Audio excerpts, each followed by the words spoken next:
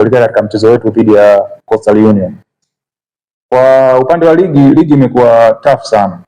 Ukiangalia kuanzia nafasi ya 7 kuja mpaka nafasi ya 14, mpaka sasa hizi bado hakuna mwenye uhakika wa kusema mimi naweza nikabaki au naweza nisicheze playoff. Kwa ligi imekuwa ngumu, tunajiandaa kutokana na mechi. Kwa kila mechi tunajiandaa na tunaamini panapo majaliwa Mungu atafanya wepesi.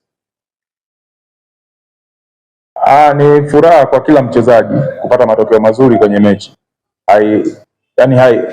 Haileti maana kama unacheza nyumbani alafu unapoteza. Kwa hiyo tulifurahia yale matokeo tuliyoyapata na tukarudi katika kiwanja chetu cha mazoezi, tunajiandaa na mechi ya kesho. Kwa hiyo tunaamini Mungu akituamsha salama na yenyewe pia tutaipambania tupate alama 3. Kwanza kwa mpira wa sasa ambao tunaita ni modern football.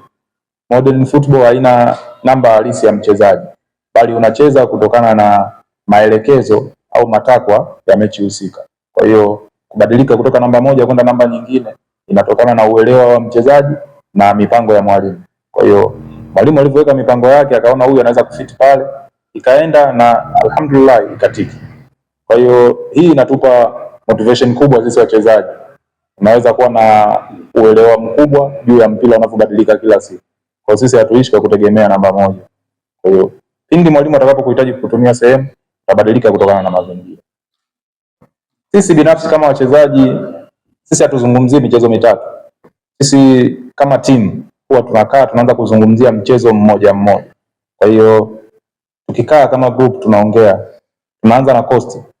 Kwa hiyo tunatafuta pointi muhimu ambazo tutazipata kwa Coast. Kutoka kwa Coast tutaenda kwa mechi nyingine ambayo itafuatia mbele yetu. Kwa hiyo mimi naomba nirejee kauli yangu ambayo niliwahi kuizungumza hapa. Sisi kwetu haijaisha mpaka iishe. Kwa sisi tunaamini mpaka mechi ya mwisho sisi tutakuwepo na panapo majaliwa msimu ujao tutakuwepo kwenye ligi. Naam, haiishi